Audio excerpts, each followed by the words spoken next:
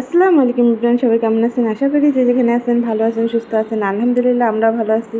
চলে আসলাম কই মাছের রেসিপি নিয়ে। তো এই যে আমি কিন্তু গরম তেলে কই মাছটা দিয়ে দিছি।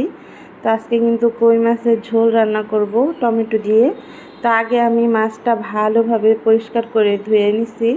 মাছটা কিন্তু একদম জ্যাতা মাছ ছিল, কই মাছটা অনেক জ্যাতা ছিল, মারতে অনেক কষ্ট হয়েছে। তো মেরে তারপরে কিন্তু কাটা হয়েছে, অনেক সময় লাগছে মাছটা করতে।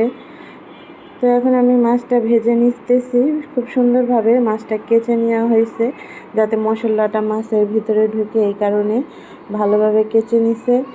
যার কই মাছে কিন্তু প্রচুর কাটা থাকে, কাটাটাও ভালোভাবে ভাজা হয়ে যাবে।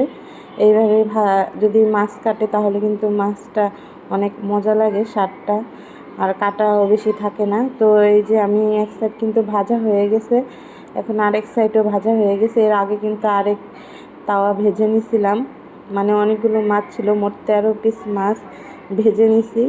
1 কেজি মাছ আনছে। তো আমি এখন মাছটা উঠিয়ে ফেলতেছি। মাছটা ভাজা হয়ে গেছে, বেশি কড়া করে ভাজবো না, হালকা করা ভাজা দিছি। তো এখন আমি মাছগুলো উঠিয়ে নিব সব, কারণ এখানে রাখবো না তাওয়াতে, কারণ তাওয়ায় প্রচুর তেল আছে, এই তেলটা দিয়ে আবার রান্না করব।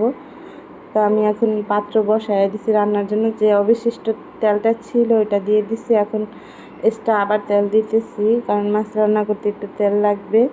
তো এই যে আমার তেল গরম হয়ে গেছে, এখানে পেঁয়াজ বাটা, রসুন বাটা, হচ্ছে জিরা বাটা, তো আমি দিয়ে দিলাম। তো এখন আমি ভালোভাবে একটু মিশিয়ে নিব মশলাটা তেলের সাথে। তারপর দিয়ে দিব হলুদ মরিচের গুঁড়া। তো এখন দিয়ে দিলাম পরিমাণ মতো হলুদ, মরিচ আর হচ্ছে লবণ। ধনিয়ার গুঁড়ো শেষ হয়ে গেছে, এই কারণে দিতে পারি নাই, ধনিয়ার গুঁড়ো দিতে হয়। তো এখানে কিন্তু মরিচ আমি অল্প পরিমাণে মরিচ দিছি, কারণ এই মরিচটা প্রচুর ঝাল। সবাই শুধু রান্না করলে শুধু বলে তরকারি ঝাল হয়েছে, ঝাল হয়েছে, এই কারণে আজকে মরিচটা একটু কমাই দিছি, যাতে ঝাল না লাগে, সবাই খেতে পারে স্বাদ মতো। না হলে বেশি ঝাল হলে কিন্তু মুখ জ্বালা পোড়া করে, এই কারণে আজকে একটু মরিচটা কমাই দিছি। তো আমি এখন মশলাটা কষায় নিব, হালকা হালকা পরিমাণে পানি দিয়ে দিব, না হলে মশলাটা পুড়ে যাবে। তো আগে একটু 2 পিস টমেটো দিয়ে দিছি, একটু টক টক লাগবে, মশলাটা ঘন হবে, এই কারণে। আরও টমেটো আছে, এটা আমি শেষে দিব রান্নার। তো এখন আমি একটু পানি দিয়ে দিব। মশলাটা কিন্তু কষানো হয়ে গেছে প্রায়, নাইলে এখন পুড়ে যাবে, মশলা পুড়ে গেলে কিন্তু তরকারি স্বাদ লাগে না। তো পোড়ার আগে আগে আমি একটু পানি দিয়ে আবার একটু কষিয়ে নিব ভালো মতো, যাতে হচ্ছে রসুনের গন্ধটা না আসে। তো আমি অল্প পরিমাণে পানি দিচ্ছি, একদম আধা কাপের মতো গরম পানি দিচ্ছি, পানিটা গরম করা আছে তরকারির জন্য। তো এই যে গরম পানি দেওয়ার কারণে কিন্তু সাথে সাথে ফুটে উঠছে মশলাটা। তো ভালোভাবে কষিয়ে নিতে হবে, দেখতে হবে যেন মশলার যে একটা গন্ধ আছে সেই গন্ধটা না থাকে, তাহলে কিন্তু তরকারি থেকে গন্ধ হয়, তরকারি স্বাদ লাগে না। তো আমি আর একটু নাড়াচাড়া দিয়ে ভালো মতো কষিয়ে নিব। পানিটা, তেলটা উপরে যতক্ষণ না উঠে আসবে তারপরে কিন্তু আমি একেবারে পানি দিয়ে দিব। তো এখন সব কিছুতে যে পরিমাণ দাম, মাছেও প্রচুর দাম হয়ে গেছে, এখন মানুষ মাছও খেতে পারে না, এত পরিমাণে সব কিছুতে দাম হয়ে গেছে। তো আম্মু বাজারে গেলে নাকি আম্মুর মাথা ব্যথা করে, কোনটা রেখে কোনটা নেবে।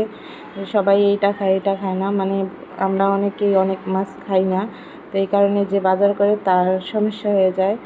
আম্মুর অনেক সমস্যা হয় বাজার করতে, সে সবার কথা চিন্তা করে কিন্তু বাজার করে। তো এখন দেখেন তেলটা কিন্তু উপরে উঠে আসছে, এখন আমি পানি দিয়ে দিব, গরম পানি, পানিটা ফুটানোই ছিল, তো সেই পানিটাই দিয়ে দিছি। পরিমাণ মতো দিতে হবে, দিয়ে দিয়ে দেখতে হবে কতটুকু হয়। মাছ কিন্তু অনেকগুলো মাছ, প্রায় 13 পিসের মতো মাছ, তো পানিটা একটু বেশি দিতে হবে যাতে মাছটা মশলাটা ভালোভাবে ঢোকে, এই কারণে। তো আমি কিন্তু দিয়ে দিচ্ছি পরিমাণ মতো পানি, উপরে কিন্তু তেল ভেসে উঠছে। এখন আমি দিয়ে দিব টমেটোগুলো, টমেটো এখন দিয়ে দিতে হবে, কারণ টমেটো গলে না, কারণ এখন তার টমেটোর সিজন না, তো এই কারণে টমেটো কিন্তু গলতে অনেক সময় লাগে। তা আমি এই কারণে মাছের সাথেই টমেটোটা দিয়ে দিলাম। তা এখন আমি আস্তে আস্তে এক পিস করে মাছ দিয়ে দিতেছি, যেন মাছটা ভেঙে না যায়। তো পানিতে কিন্তু হয়ে যাবে, প্রায় ডুবা ডুবো ভাবে দেওয়া হয়েছে পানিটা। দেখতেছেন মাছ কিন্তু অনেকগুলো ছিল, আমরা দুপুরেও খাওয়া হবে, রাতেও খাওয়া হবে, 2 বেলার জন্য দেওয়া হয়েছে। আমরা পরিবারের সদস্য হচ্ছে 6 জন, তো 2 বেলার জন্য মাছ নেওয়া হয়েছে। তো আমি এখন মাছটা একদম সুন্দরভাবে মিশিয়ে নিচ্ছি পানির সাথে। পানিটা একদম সমান সমান হয়েছে, ঝোলের সাথে এখন মাছ একদম সাথে সাথে ফুটে উঠছে, কারণ যেহেতু গরম পানি দিচ্ছি, পানিটাও ফুটানো ছিল। তো এই যে তরকারি কিন্তু এখন 10 মিনিটের মতো রান্না করলে কিন্তু হয়ে যাবে, যেহেতু মাছ ভাজা, তারপরে আবার কোনো আলু দেওয়া হয় নাই, শুধু টমেটো দিয়ে রান্না। মশলা আগে ভালোভাবে কষিয়ে নিছি। তো আপনারা কীভাবে রান্না করেন আমার কমেন্ট করে জানাবেন। আর আমার রান্নায় যদি কোনো ভুল ত্রুটি হয়ে থাকে তাহলে সবাই ক্ষমার দৃষ্টিতে দেখবেন। মানুষ মাত্রই ভুল হয়, আর সবার রান্না তো আর এক হবে এমন কোনো কথা না। এক এক দেশের এক এক ধরনের রান্না, আমাদের দেশে এইভাবে রান্না করে খাই। আর অনেক দেশে আছে মাছ ভাজে না, ভাজা ছাড়াই রান্না করে, ওই জিনিসের আলাদা স্বাদ আর এই জিনিসের আলাদা স্বাদ। আমার শ্বশুরবাড়ির কথা বলে, আমার শ্বশুরবাড়ি মাছ ভেজে রান্না করে না, তারা কাঁচাই কষায় রান্না করে, তো তাও কিন্তু অনেক স্বাদ লাগে। কিন্তু আমাদের যে অভ্যাস মাছ ভেজে খাওয়া, তো আমরা কিন্তু ওইভাবে খেতে পারি না, কষ্ট হয় খেতে।